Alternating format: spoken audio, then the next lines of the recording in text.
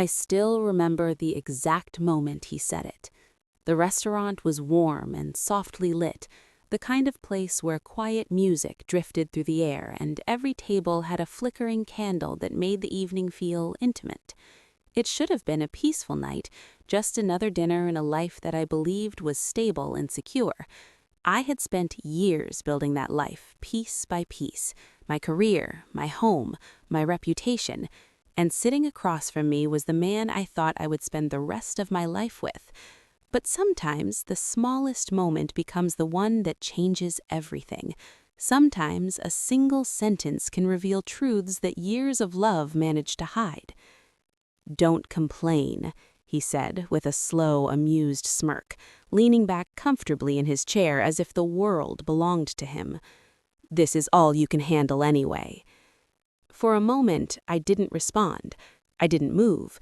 It wasn't because the words didn't hurt, they did, but because I suddenly became aware of how quiet the room had become. The waiter, who had been placing our plates on the table, stopped halfway through his movement. The couple at the table beside us paused mid-conversation. Even the faint clinking sounds from the kitchen seemed to fade. The words had landed heavier than Daniel probably expected. And in that silence, something inside me shifted. It wasn't anger, not exactly. It was something deeper, something that had been waiting quietly for a long time. But to understand why that moment mattered so much, you have to understand the life I had before that night. My name is Elena, and 5 years ago I believed I had everything I had worked so hard for. My career had taken years of dedication. I ran a small design firm that I had built from nothing but late nights, rejected proposals, and endless determination. It wasn't the kind of business that appeared in glossy magazines, but it was respected. My clients trusted me, my team believed in my vision, and slowly the company had grown into something stable and meaningful. And then there was Daniel. When I first met him, he had a way of making every room brighter. People naturally gravitated toward him. He spoke with confidence, laughed easily, and seemed to know exactly how to make someone feel important. The first time we talked, I remember thinking how rare it was to meet someone who listened so carefully. He asked about my work, about my dreams, about the long hours I had poured into building my company. When I finished explaining, he smiled at me with admiration. "You're not like other women," he said warmly. At the time, I believed it was a compliment. Looking back now, I realize it was the first sign of something I didn't yet understand. Our relationship moved quickly after that. Daniel was charming, ambitious, and incredibly persuasive. He worked in finance and loved talking about investments, markets, and strategies that sounded complicated but impressive. I never pretended to understand everything he explained, but he always spoke with such confidence that it seemed unnecessary to question him. 2 years later, he proposed. My friends were thrilled. My parents adored him. Everyone believed I had found someone who respected my independence while also bringing stability to my life. I believed it too. But over time, small changes began to appear, so subtle that I barely noticed them at first. Daniel had a habit of making little jokes about my work. Nothing cruel, nothing obvious, just playful remarks that everyone would laugh at. "You stress too much over those tiny design projects," he would say casually. Or sometimes he'd add, "You work hard, sure, but it's not like you're running a billion-dollar company." Because he laughed when he said it, I laughed too. That's what people do when they love someone. They brush off comments that sting. They convince themselves they're being too sensitive. But slowly, those jokes began to feel different. Daniel started making more decisions without asking me. He would talk about financial plans, investments, or future goals as if they had already been decided. When I questioned him, he would smile patiently, almost like he was explaining something simple to a child. "You're amazing at creativity," he'd pat my shoulder gently, "but numbers and strategy, leave that part to me." I told myself he was trying to help. I told myself relationships required compromise. But something inside me always felt slightly uncomfortable, as if my voice had become quieter without me noticing.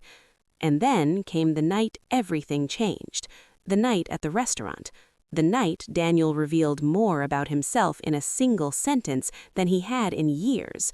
What I didn't know then was that he had been hiding something much bigger than arrogance, and soon the truth would reveal itself in a way that none of us expected.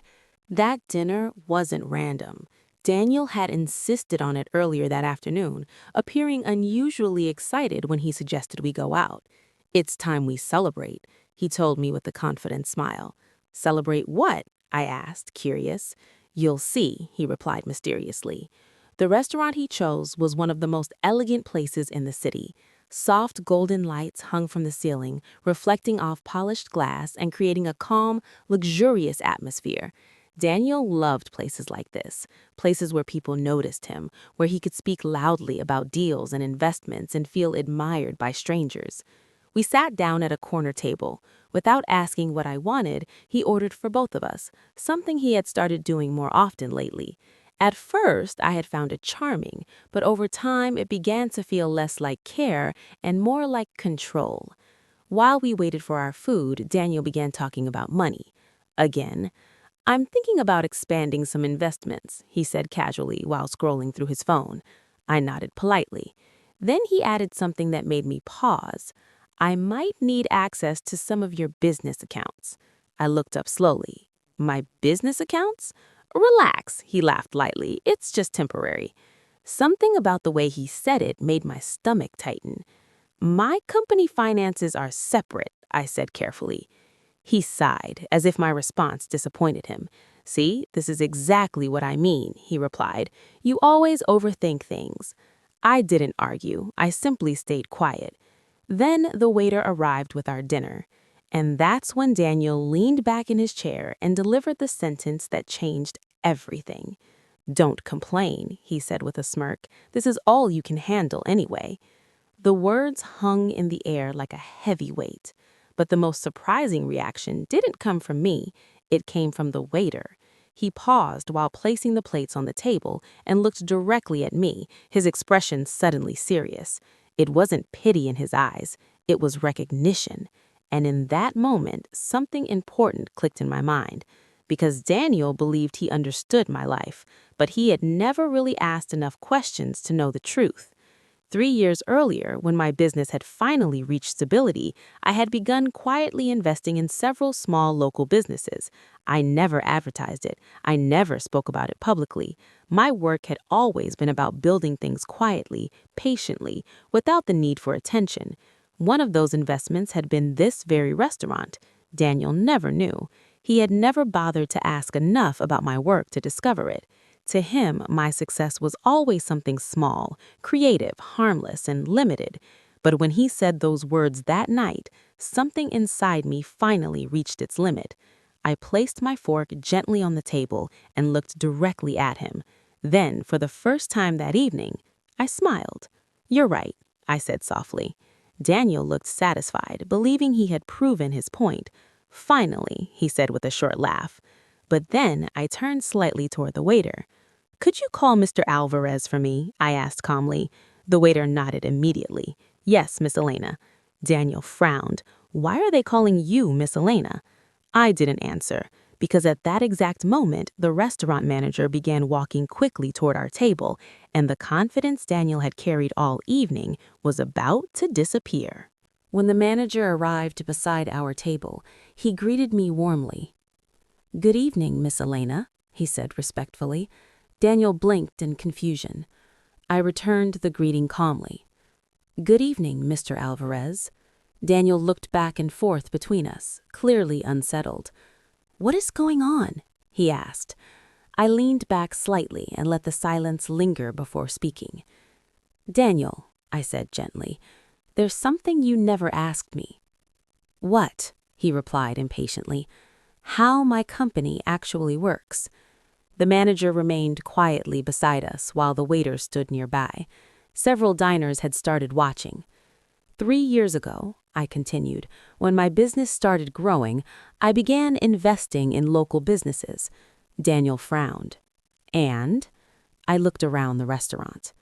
"This one included." For a moment, he didn't understand. Then his eyes slowly widened. "You're joking." Mr. Alvarez spoke politely. Miss Alina is one of the primary investors in this restaurant. The color drained from Daniel's face. You own this place? Partially, I corrected gently. He stared at me in disbelief. But you said your company was small. I smiled faintly. No, I replied quietly. You assumed that.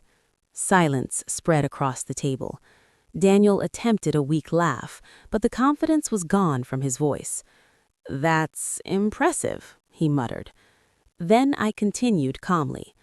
And the reason I keep my finances separate, I added, is because my lawyer advised me to. His eyes narrowed slightly. Why would you need a lawyer for that? I reached into my bag and placed a folder on the table. Because 2 months ago, I said quietly, my accountant discovered something unusual. Daniel's breathing slowed. Unusual? Yes, I replied. Inside the folder were financial records, bank transfer attempts, and login traces, all connected to Daniel. Someone tried to access my accounts, I explained softly, but they didn't realize something. Daniel's hands trembled slightly. My company finances are heavily protected, and when someone tries to access them without permission, it leaves a very clear trail. Elena, I can explain, he said nervously, but I shook my head. You already did, I replied quietly. I stood up from the table. For the first time in years, I felt calm. My lawyer will contact you tomorrow. Then I walked out of the restaurant. And as I stepped into the cool night air, I finally understood something important. For years, I had made myself smaller so someone else could feel bigger. But the truth has a quiet power. And sometimes the greatest revenge isn't anger. Sometimes it's simply letting the truth stand where everyone can see it. Because people who underestimate you often reveal more about themselves than they realize. And the moment they finally understand the truth is the moment you finally walk away free.